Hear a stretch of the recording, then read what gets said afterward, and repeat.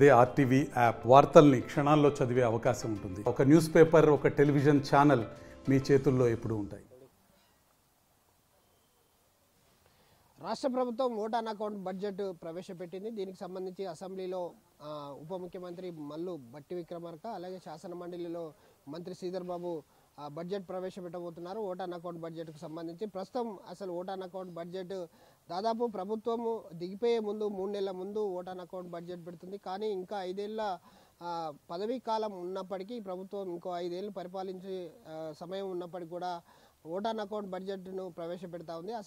అసలు vote on account budget ఎప్పుడు ప్రవేశపెట్టాలి ఏంటి అనేది కొంత కన్ఫ్యూజన్ ఉంది. దానికి సంబంధించి మనతో మాట్లాడడానికి రాజకీయ విశ్లేషకులు పుల్లూరి సుధాకర్ ఉన్నారు. వారిని అడిగి తెలుసుకుందాం.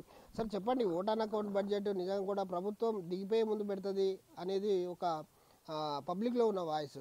సో ఇప్పుడు ఇంకా 5 ఏళ్ళు పరిపాలించే టైంలో కూడా ఓట్ ఆన్ అకౌంట్ బడ్జెట్ ఉంది. అసలు అట్లా ప్రవేశపెట్టవచ్చు? అసలు ఉండే విధి విధానాలు ఏ విధంగా ఉంటాయి సార్?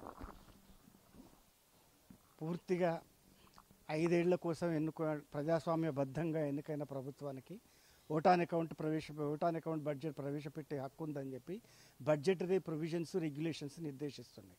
మన రాజ్యాంగంలో తర్వాత బడ్జెట్ విధి విధానాల గురించి సపరేట్ చాప్టర్ ఉంది.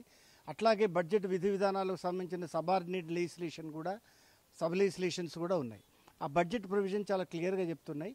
ఓట్ ఆన్ అకౌంట్ బడ్జెట్ అనేది నిజానికి ఎన్నికలు సమీపిస్తున్న తరుణంలో కొత్త ప్రభుత్వం ఏర్పడే దశలో పూర్తి పాలసీ డిసిషన్స్ తీసుకోకుండా ఓన్లీ పాలనా ఖర్చుల వ్యవహారాల కోసమే, పాలనా ఖర్చుల ఆమోదం కోసమే బడ్జెట్ ప్రవేశపెట్టడం అనేది అనవాయితీ. అది కూడా ఒక ప్రొవిజనే బడ్జెట్. అది ఇప్పుడు మొన్న సెంట్రల్ గవర్నమెంట్ చేసింది.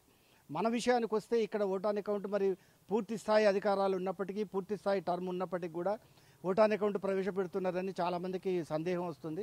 వాస్తవానికి అటువంటి ప్రవేశపెట్టే అధికారం ఉంది ఆ ప్రభుత్వానికి అనేది కూడా బడ్జెటరీ ప్రొవిజన్స్, రెగ్యులేషన్ చెప్తున్నాయి. ఎందుకు అనంటే మన ఓట్ ఆన్ అకౌంట్ ఇప్పుడు మన రాష్ట్ర ప్రభుత్వం ప్రవేశపెట్టే ఓట్ ఆన్ అకౌంట్ బడ్జెట్లో అంచనాలు అంటే బడ్జెట్ ఎస్టిమేట్స్ అనేది సంవత్సరానికి ఉంటాయి. ఇక్కడ 3 monthsకు ఉండవు. కానీ కేటాయింపులు మాత్రం 3 నెలల వరకే జరుగుతాయి. అలాట్మెంట్స్ మాత్రం 3 నెలలకు ఉన్నప్పటికీ కూడా ఎస్టిమేట్స్ అంచనాలు మాత్రం సంవత్సరం వరకు ఉంటాయి.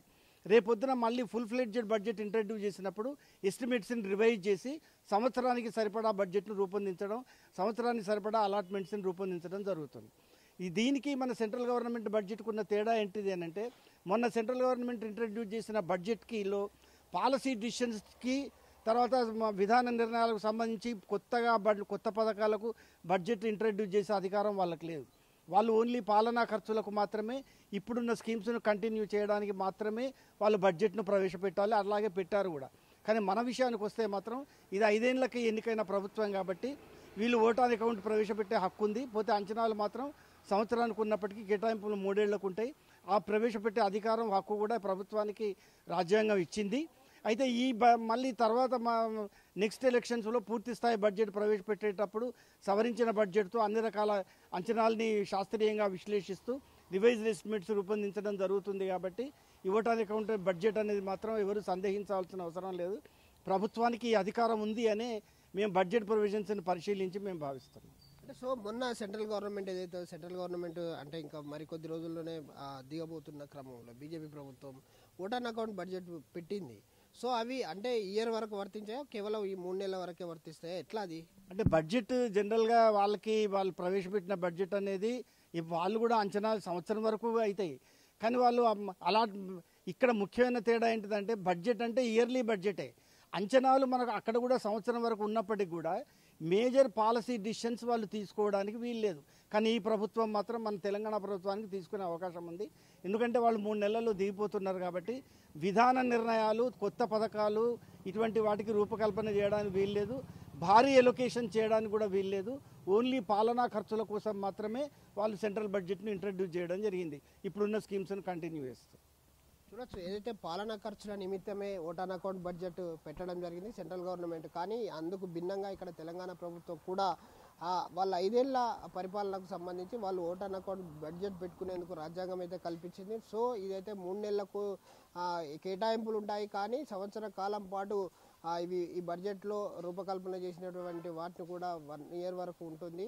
సో ఇదంతా కూడా ఓట్ ఆన్ అకౌంట్ బడ్జెట్ పెట్టుకునే అవకాశం ఈ ప్రభుత్వానికి ఉంది అని చెప్పేసి అయితే సుధాకర్ చెప్తా ఉన్నారు. కెమెరామెన్ రాజుతో విద్యాసాగర్, RTV న్యూస్, వరంగల్.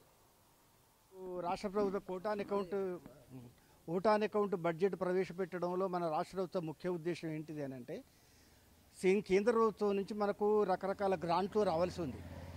ఇప్పుడు రకరకాల స్కీములకు సంబంధించిన మ్యాచింగ్ గ్రాంట్స్, తర్వాత కేంద్ర వాటా మనకు రావాల్సి ఉంది. ఉదాహరణకు ప్రధానమంత్రి ఆవాస్ యోజన పథకం ఉంది. ప్రధానమంత్రి ఆవాస్ యోజన కింద మనం ఎన్ని ఇళ్ళు నిర్మిస్తామో ప్రతి యూనిట్కి 1,20,000 రూపాయలు సెంట్రల్ గవర్నమెంట్ ఇస్తుంది. అంటే అది గ్రాంట్ రూపంలో మనకు వచ్చే అవకాశం ఉంది.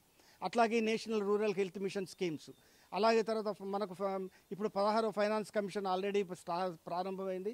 ఇటు ఫైనాన్స్ కమిషన్ నిధులు, SC/ST ఫండ్స్, రకరకాలుగా సెంట్రల్ గవర్నమెంట్ నిధులు మనకు వచ్చే అవకాశం ఉంది. అది ఏ స్థాయిలో వస్తాయో, ఏ రకమైన నిష్పత్తులు వస్తాయో తెలియదు. కాబట్టి వాటిని కూడా దృష్టిలో ఉంచుకొని ఇప్పుడు ఓటాన్ అకౌంట్ బడ్జెట్ ప్రవేశపెట్టడం జరిగింది.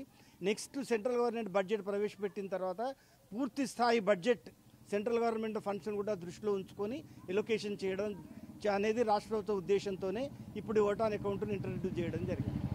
మరిన్ని వీడియోస్ కోసం ఛానల్ ని సబ్స్క్రైబ్ చేయండి. లేటెస్ట్ అప్డేట్స్ కోసం వాట్సాప్ ఛానల్ ని ఫాలో చేయండి. అండ్ లింక్ డిస్క్రిప్షన్ లో ఉంది.